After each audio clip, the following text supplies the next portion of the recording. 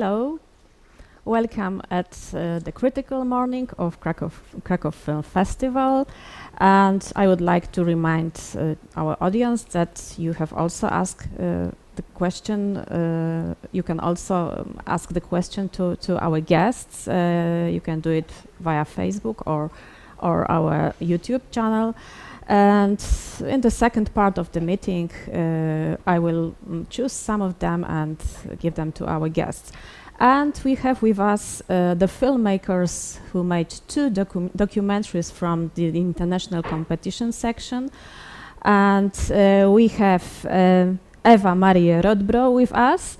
Eva has made a film, I Love You, I Miss You, I Hope I See You Before I Die. And this is definitely the longest title in the whole festival program.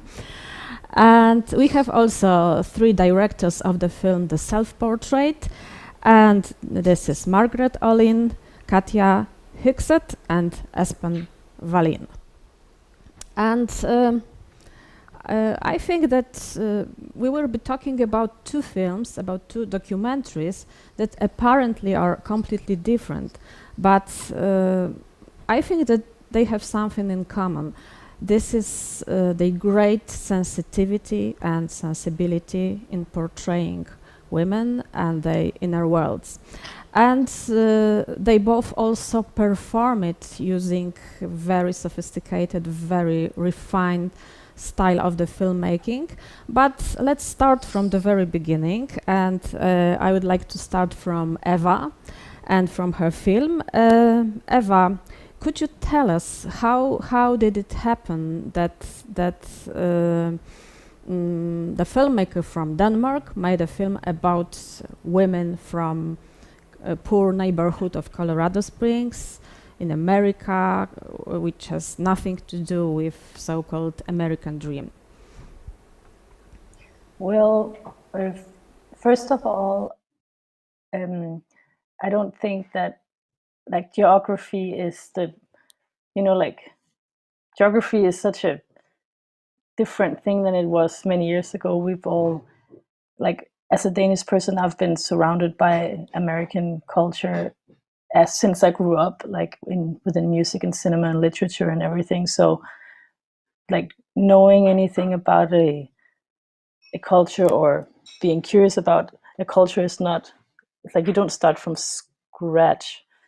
And I don't know, I've always wanted to, since many years ago, I've been wanting to try and work within that American landscape that I feel that I've been surrounded about my whole life, even though not being there.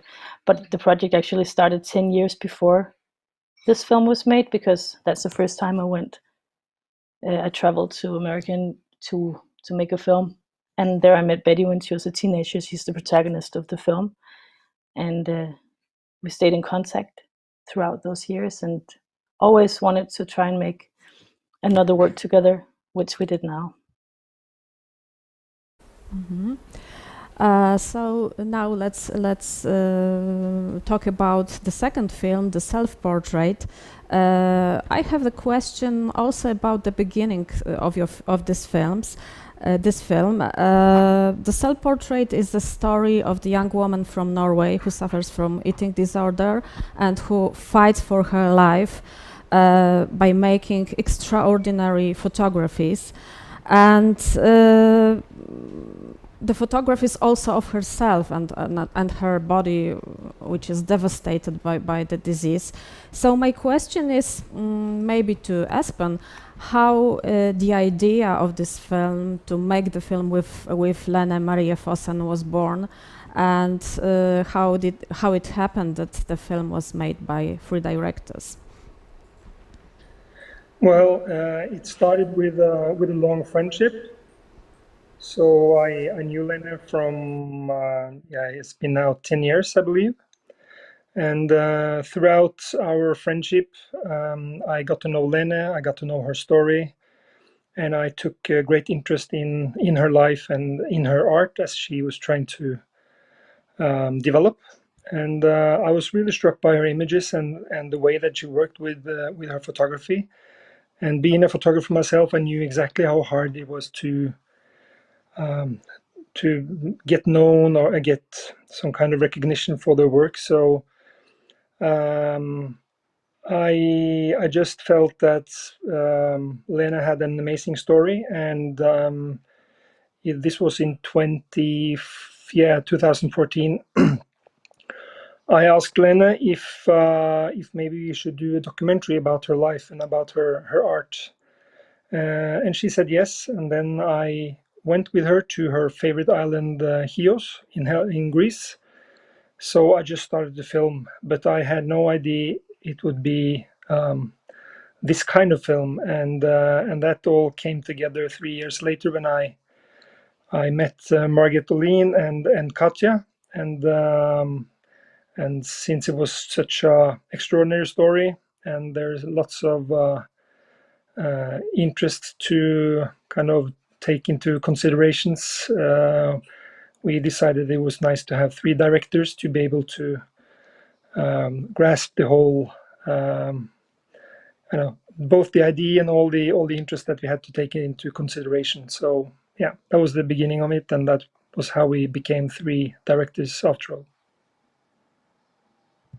And while watching your films, both of them, I had the impression that you must have spent a lot of time with your characters.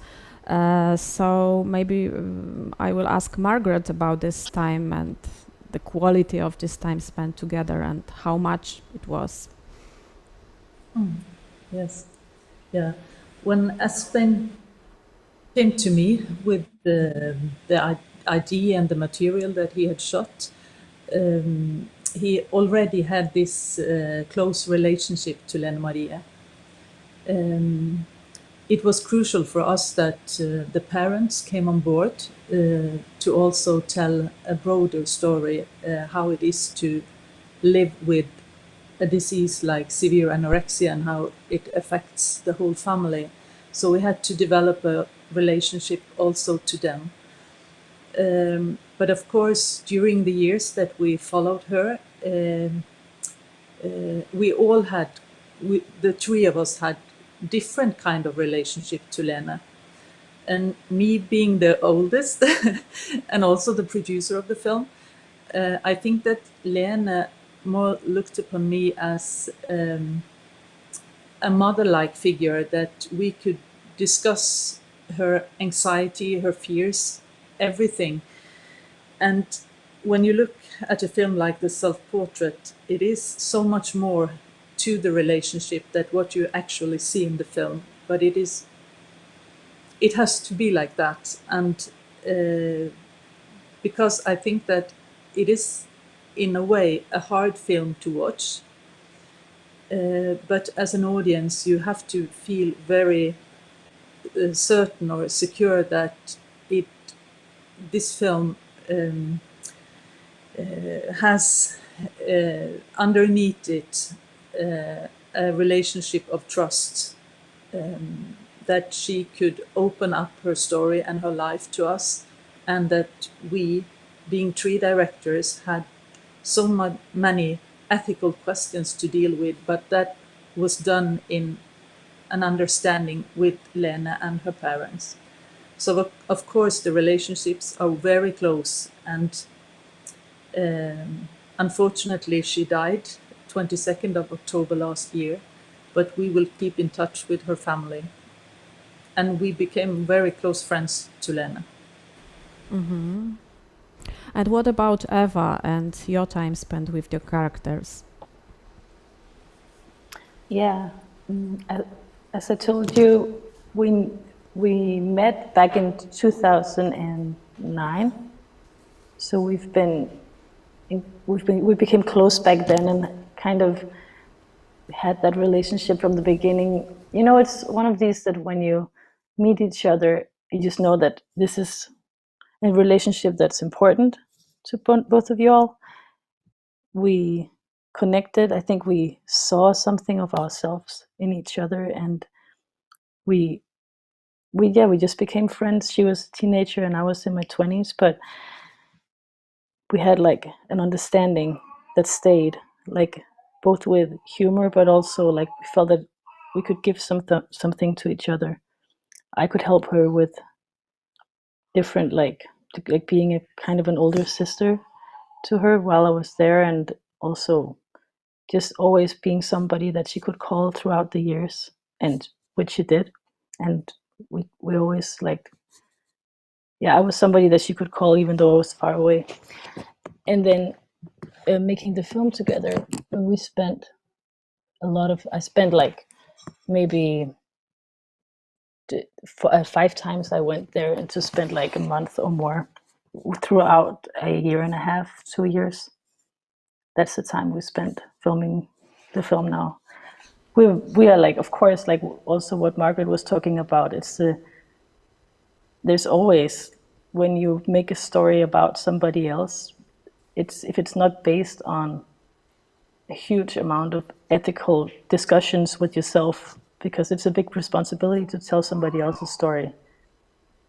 It's even making a documentary is potentially extremely problematic in itself to start with. So that those ethical discussions are a big part of it. And if the friendship or the trust relationship is not completely in order and in your heart for both parts, it's a bad idea to continue, I think. So it's been, of course, important that Betty and her whole family has been very aware of what it is that I'm doing there, why I'm there. I had made this short film with them 10 years before, or 8 years before I started filming this one, and they had all been watching that a lot.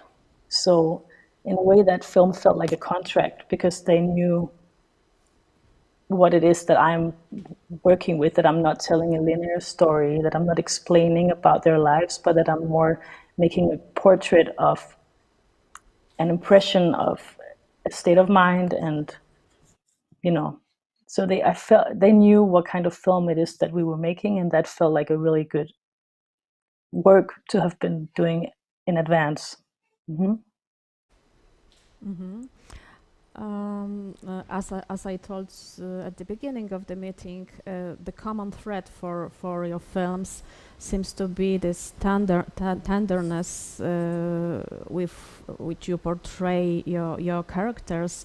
And this is the question to Katja about your relationship with Lena, and how did you manage to achieve such kind of closeness, which is very extremely touching, especially today in the time of the social distance, how it was possible to achieve. Yes. As you already heard, Espen, who is the one who started this project, he had a really close relationship to Lena already. When Margaret and I got on board, we met her a few times, we spoke on the phone, and we got to know her very well. And I think also that is like an important thing when you make a documentary. You use a lot of time just to get to know the person, maybe even before you start to film. But with Lena, it was special because I think she was so open and honest from the first time that I met her. And she was easy to talk with.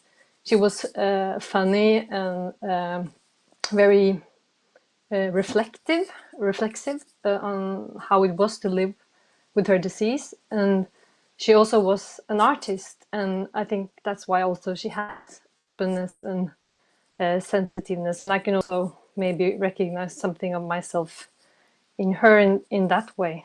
And Lena and I, we were exactly the same age almost, and that was of course also special because we have lived so very different lives in a way. Although I could also kind of, as I said, recognize something in myself in her, like like she had to express herself through art, and maybe something like that. But we got to know each other very well, and also her parents. And I was filming her a lot in the start with Espen. And when you are with persons on travels or at home, you get to know them very fast. But of course, I think it was a bit difficult also to get very close to Lena because she was very, very sick. And it's difficult to see a person that you also, I got to care for her a lot also, and it's difficult to not be able to, do anything with her health situation. And it was important for us also as documentaries to not get too involved in that in a way, or not to make it difficult for her to be in therapy, or not to cross any borders in that way. So we were very careful about, are you, like, she was also very open when we were supposed to film her, if she could do it or not, because she could have bad days and better days. So it was a sensitive process all the way, but yeah, her openness has been very helpful, and also her parents' openness, and they were on board all the time. So it's been an interesting but also a difficult process, of course, when you follow someone that is very sick. Thank you, Katja. And now let's focus for a moment on the film I Love You, I Miss You, because you, Eva, captured the whole cosmos of these women who live together with children, with animals, with the nature in the background. And it's amazing because you found to describe this everyday chaos and this very precarious existence of these women in a very expressive way. And I'd like to speak a little bit about the style of your filmmaking, because it's a kind of visual poetry for me. You used some night vision shots, video games, sharp colors, sharp editing, and it's extremely expressive. Was it your purpose to create such kind of a visual poetry, not just a social drama? Definitely.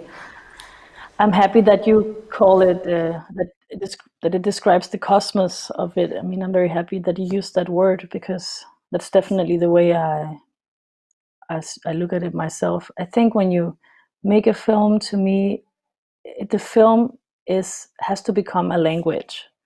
You cannot just use the same language to tell different stories. I mean, a film has to become a language, or to create its own language to tell that specific story.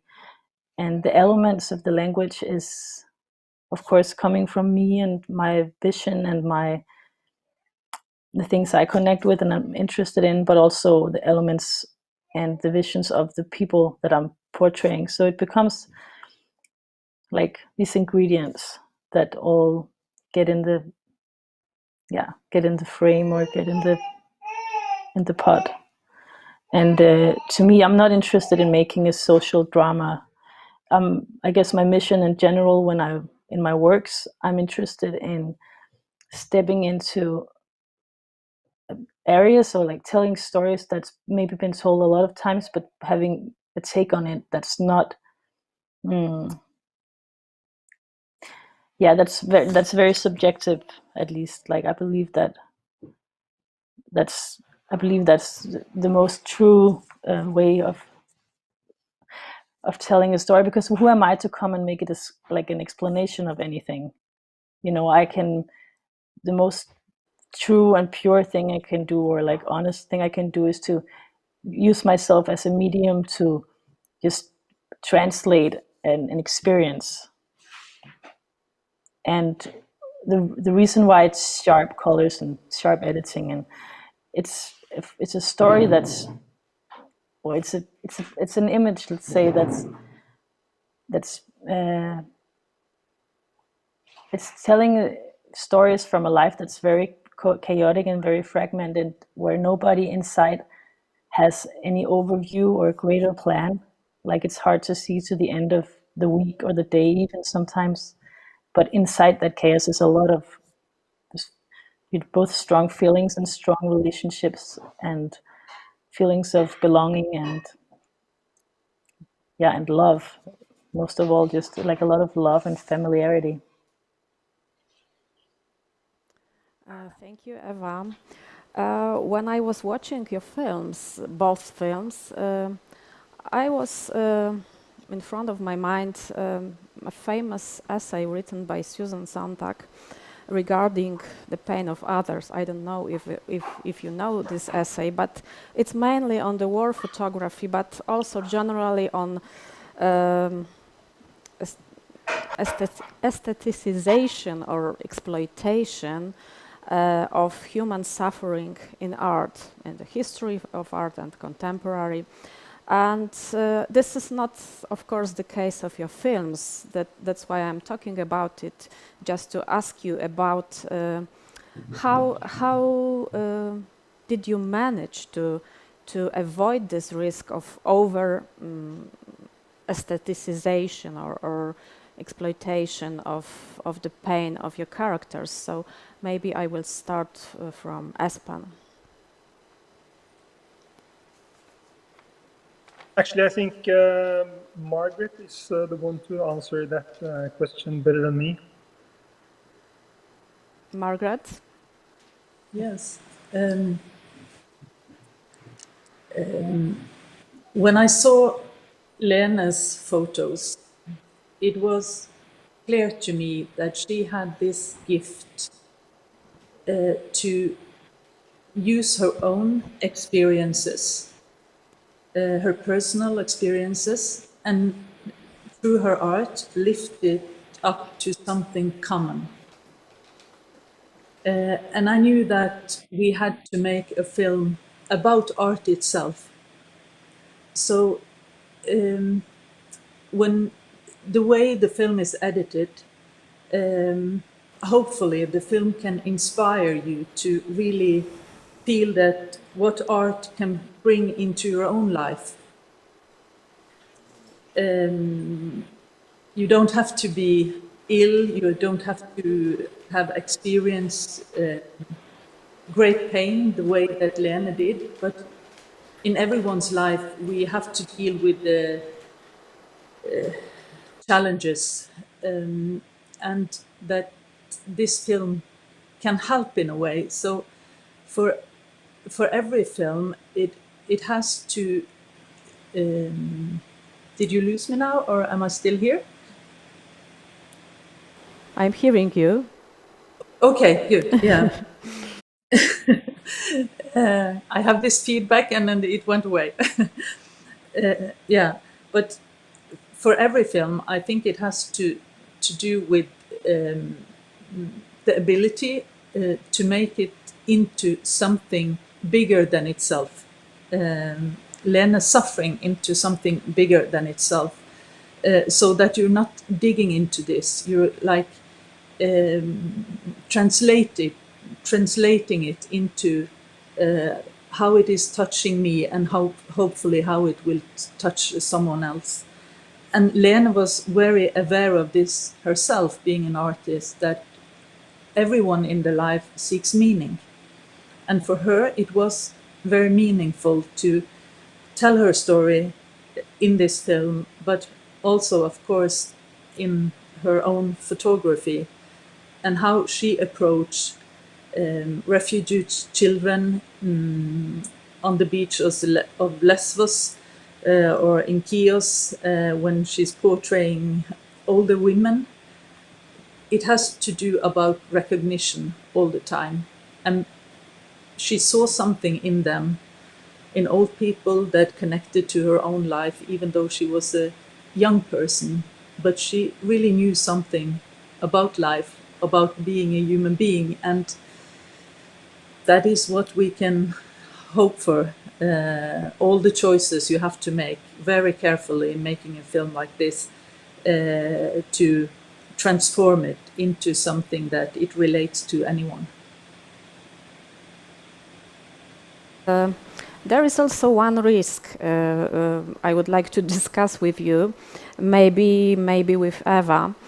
I mean that sometimes when I watch films like yours, documentaries like yours, or for instance when I saw the first time Lena's photos or Diane Arbus photography or Katie Grannan, she's contemporary American photographer who was the guest of this festival a few years ago. So when I watch all those documentaries and photos, I realized that there is a very thin line between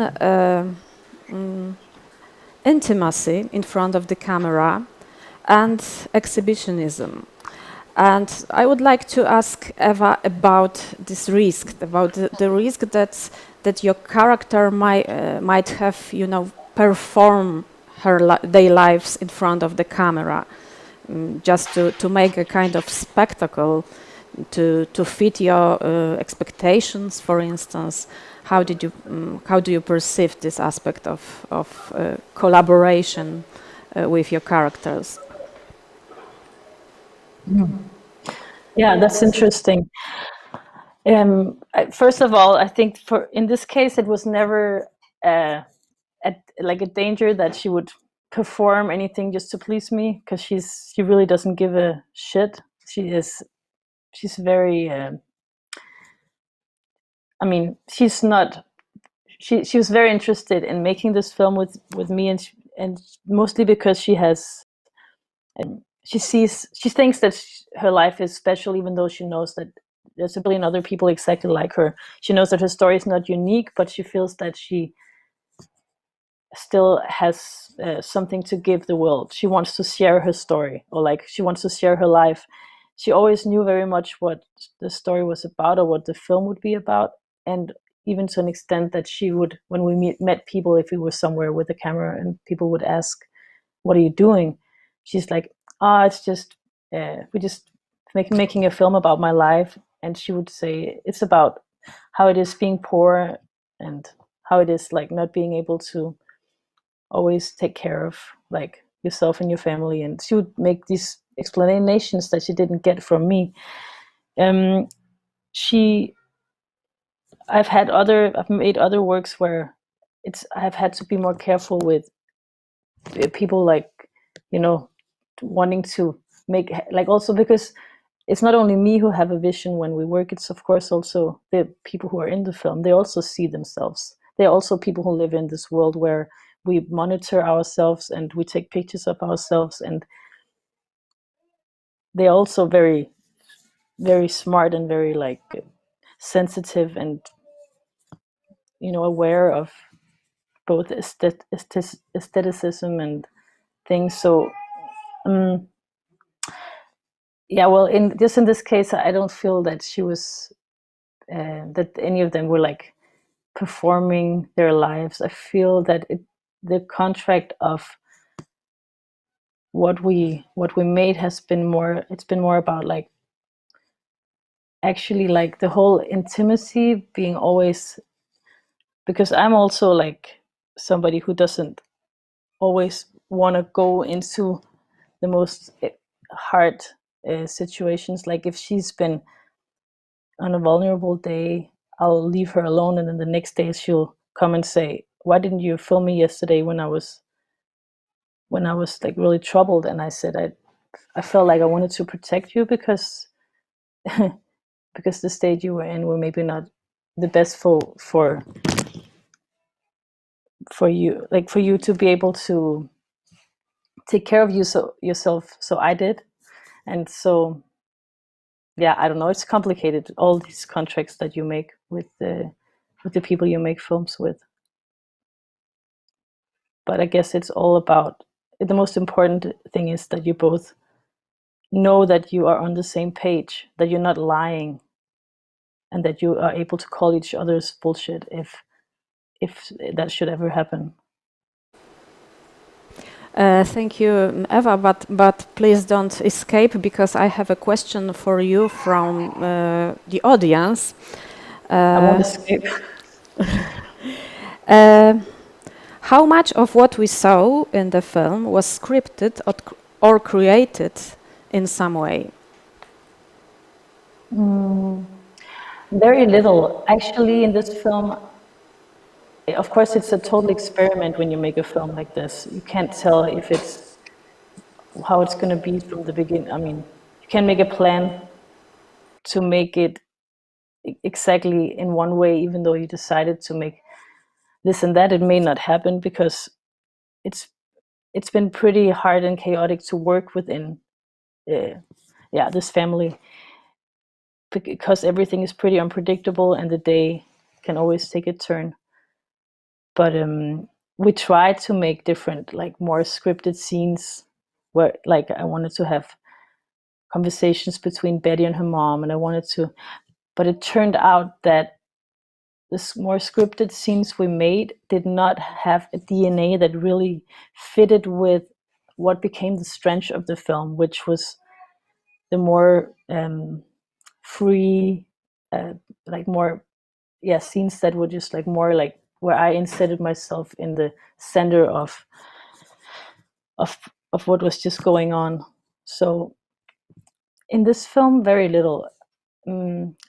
Of course, there is like scenes where Betty is like playing and like posing with the camera, but it's more like just immediate, things that happens. Yeah, in this film, not very much. Thank you, Eva. I have also a question from the audience to the directors of the self-portrait. I don't know, maybe Katja will answer. What is happening to Lena's exhibition now? Are there any plans for exhibiting it worldwide? Yes, Lena has had one exhibition in Norway that opened the same day as we had the cinema premiere. And it was called The Gatekeeper, and it was arranged by her agent, Ellen Villas, and together with Lena before Lena passed away.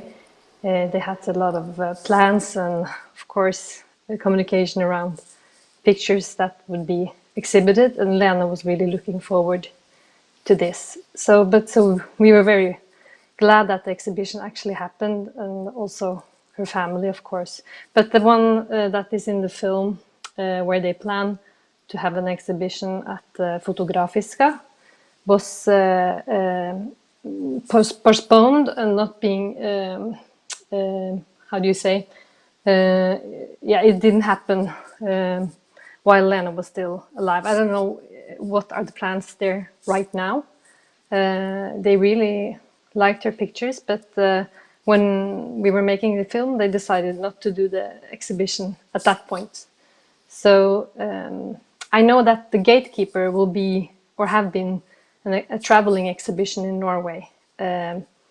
What the international plans are yet, I don't know that much about, but Lena Marie has, or her agent has, a homepage.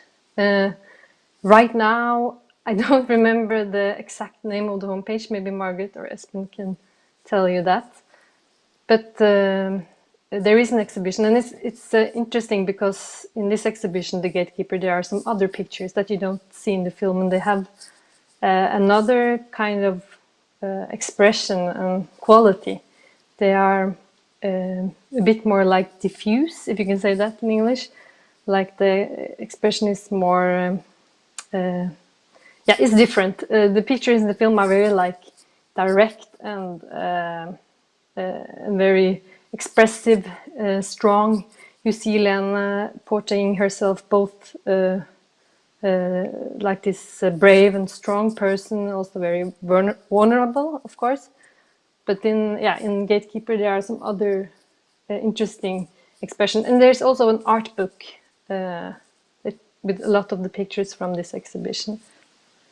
The book, is it also called The Gatekeeper, if I remember correctly? Mm-hmm. And please correct me if I'm wrong, Margaret and Espen. Thank you, Katja. Let's stay with Lena for a moment. I remember the very beautiful sentence from the film, the self-portrait. And Lena says in one moment that about her photographies that they represent something bigger than me. And I think that this sentence, we may also refer to the whole film. But I wonder what was really the role of photography in her life. Was it really a therapy, or maybe only a temporary escape from herself to a different level of existence? How do you think it, Espen? Well, yes, that's a good question. Lena's photography, as she explains it, was her reason to live, actually. So without her photography, she didn't really have any desire to live. So that is her, maybe the reason to exist. It was her, as she also says in the film, it was her key to get better again. And it was the only time that she really felt joy. So she could feel joy in her stomach as she explained it, and then she knew it was real, because she had a lot of disappointments in her life, and lots of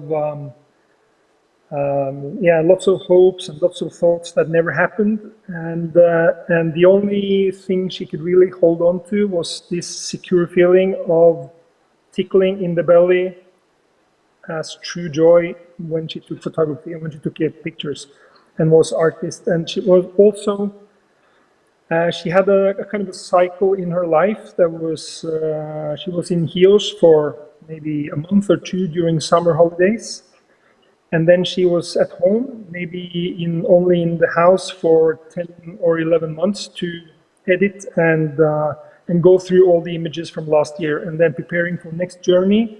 And so that was kind of her the cycle that she went through, and in that cycle the only joy she had was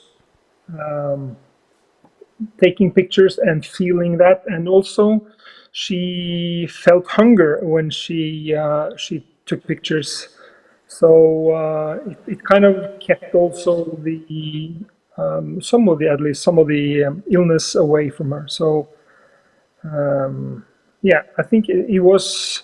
And she also told me that if she didn't have photography, she would probably die, lots of time before she did. So it kept her alive for lots of time extra. Thank you, Espen. Now we have another question to the director of I Love You, I Miss You. And the question is, were there any scenes that you found too extreme to include them in your film? I don't think that there were any things that I found too extreme to include in the film, but I definitely always was very careful to keep a balance, because you as a viewer of the film, you don't know all of the extremely many things that I know about the people and their lives. So everything I put in there has to be very well balanced. That's, I guess, is the most important. It's not about finding a number of the most interesting or extreme stories, and that's what you're going to put in the film. So of course, there's a lot of stuff that's not in the film, but it's not like it's also choices, because if you open up for one theme, like for example, I don't know, like abuse or like childhood traumas of specific kinds of childhood traumas, like child molestation and stuff like that. If you open up for that, it's going to take over the whole like focus of the film, and in that ways, of course, I've chosen to tell specific parts of their story so that you can focus on the relationship that's between them now. Like there's a lot of things you don't get to know about Betty. Basically, you actually don't really get to know her at all. You just get to know the feeling of being close to her. Thank you, Eva. But I think that the biggest difference between those two films is that the self-portrait is about a woman who is trapped in her body and is haunted by her inner demons, and actually she is on the verge of life and death. And what I find in your film, Eva, is something completely different, that your characters, against all odds, against the poverty, drug addiction, the lack of the absence of man and the general hopelessness, they seem to be extremely strong and resilient. And my question is, what do you think? What is the source of their resilience? This three generation of women. They are indeed resilient, and I'm sure it has to do with the sort of inherited resilience, because they come from many generations of resilient people who you can say maybe they're trapped in a place in society that is really hard to get out of, because if nobody finishes, school ever and then have children before they will grow up themselves, and when they live in a system that's so rigid towards helping or like changing the situation of people who don't have the means themselves. So they are resilient because they always have. Do you hear me still? Because I don't. Yes, it's fine. It's okay. Okay, yeah, but they're resilient because they have a lot of the same resistance, and so life just made them strong. That's also what they say in the film. They say, the mother says at one point, "You gotta be tough. You gotta be tough to live this life. Otherwise, you surrender to like a complete drug abusing, or you just surrender to death." Thank you, Eva. Now I would like to come back to the self-portrait, because I think that this is also a film about kind of loneliness among others, because there is a lot of love, protection, and close relationships in Lena's life, but she's extremely alone. How could you refer to this aspect of the film? Margaret, maybe. Yes. When we suffer from severe anorexia, in the extreme way that Lena did, she became ill when she was 10 years old, and for some few years and I think this is important to mention, she got this therapist that was his focus was her, not how thin she was, not the food, but what was underlying, what was beneath the disease. And what do you want, Lena? She tells the story of this this man called Hasse Linno in the film.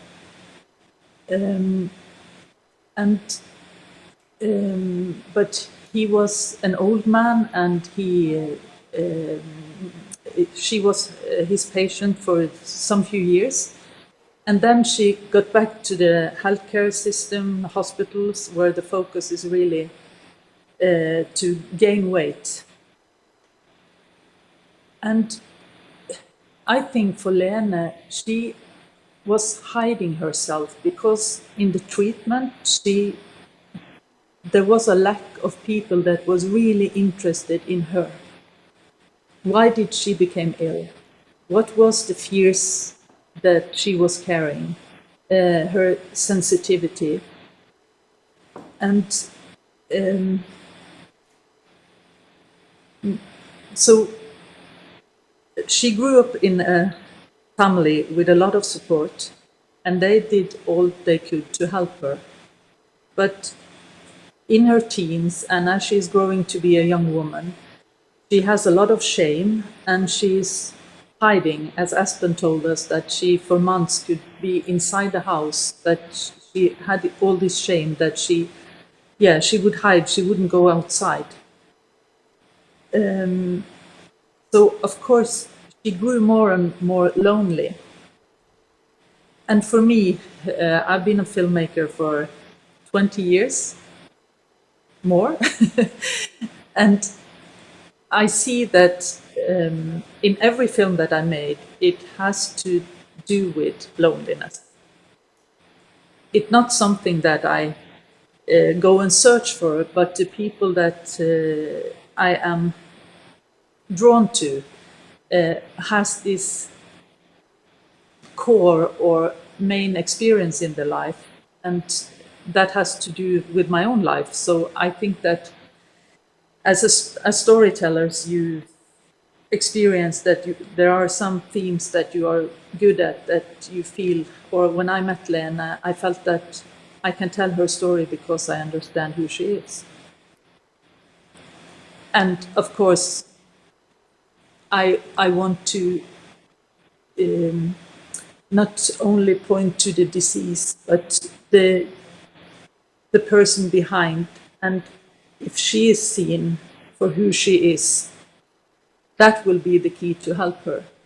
And I think that one of your previous questions about her photography and what it meant, and she says that in the film, that I believe that my photographies are the key to get well again.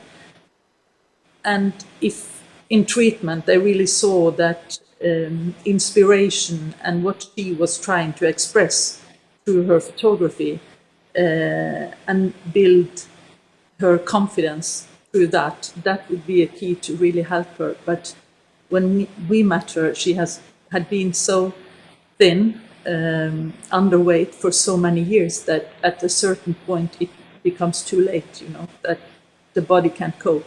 And she knew at a point that she was going to die. Thank you, Margaret. Maybe Espen or Katja would like to add something to this. Katja? What was the question in the start?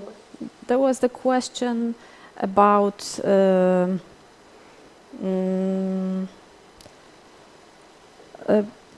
being alone, among others.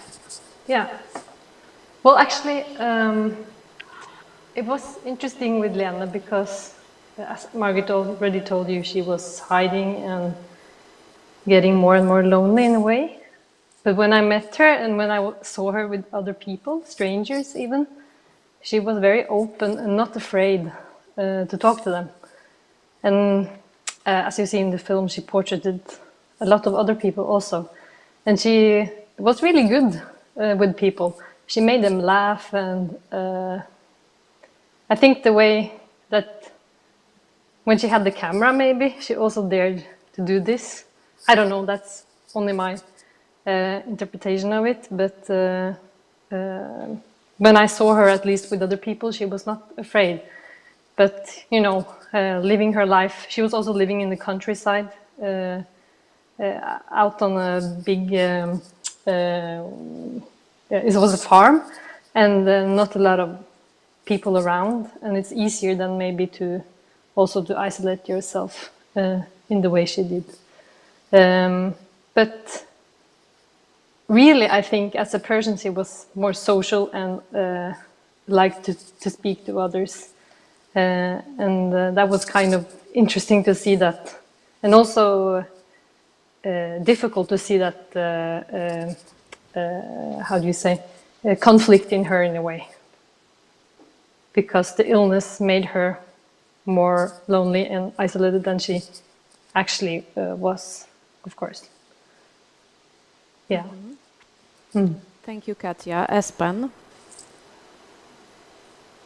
No, I don't think I have anything extra to say in this one. So. Okay, thank you.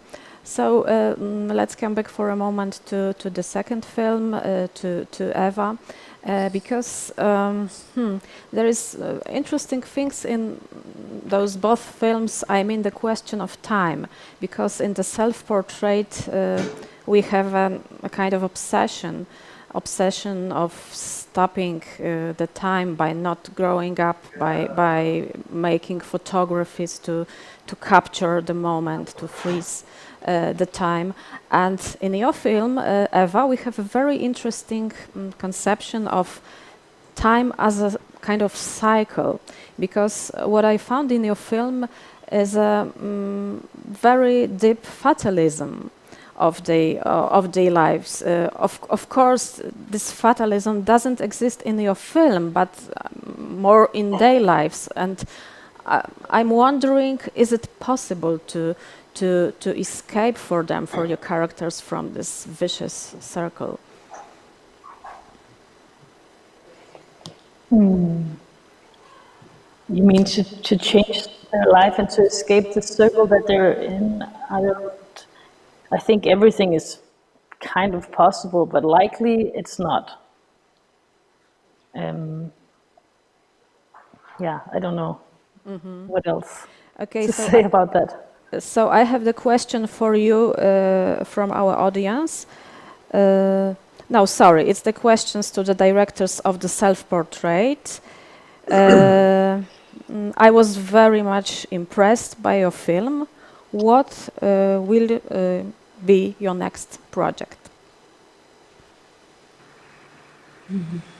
For the three of us? Maybe let's start from Margaret. Yes. I am mainly a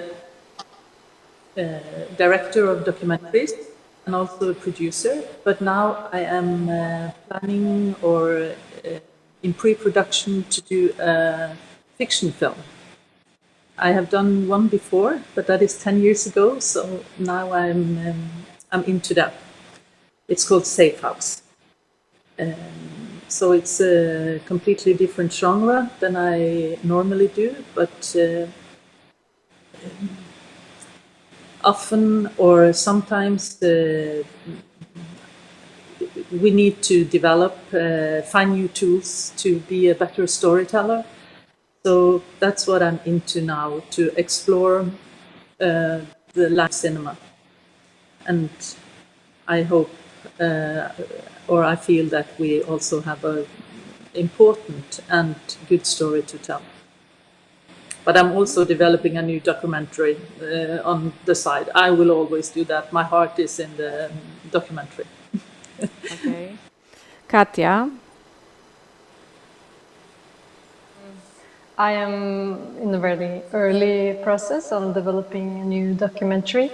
And it's I can just say very shortly because it's too early to speak about it, but it's a visual, more artistic film about the transformation from a woman to becoming a mother.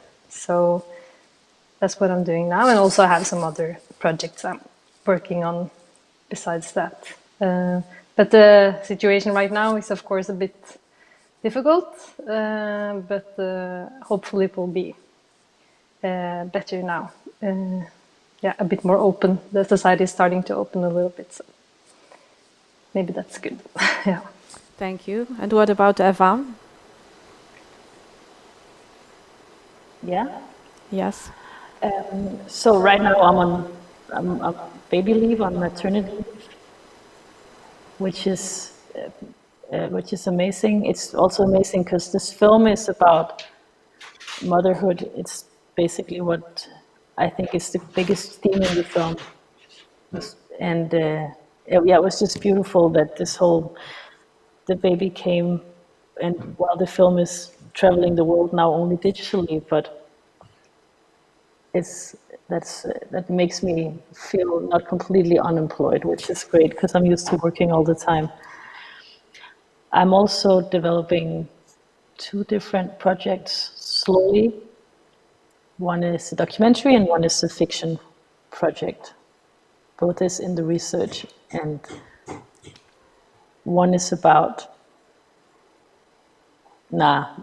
you will wait and see about that.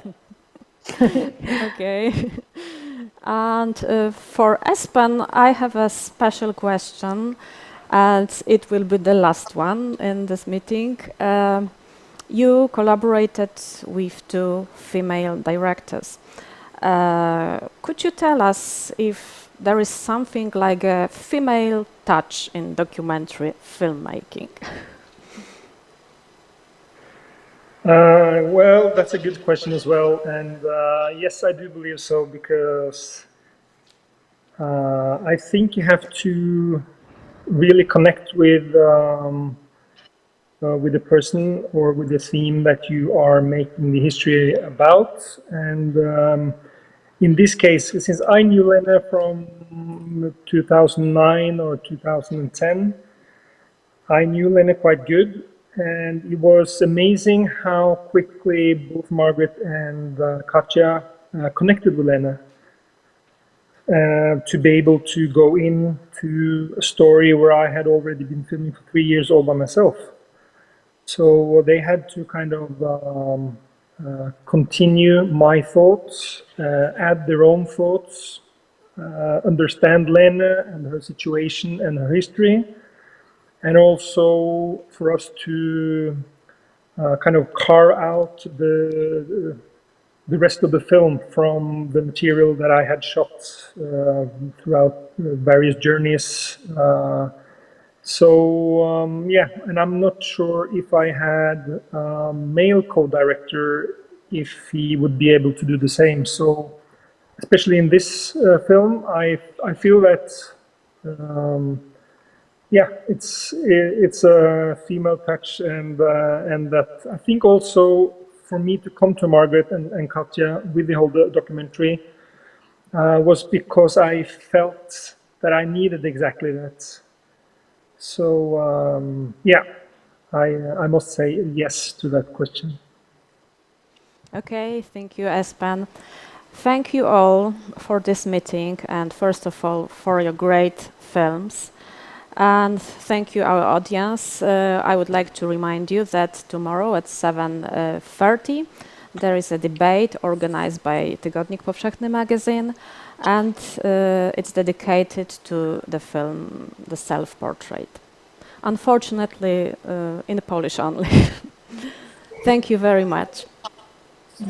Thank you. Thank you.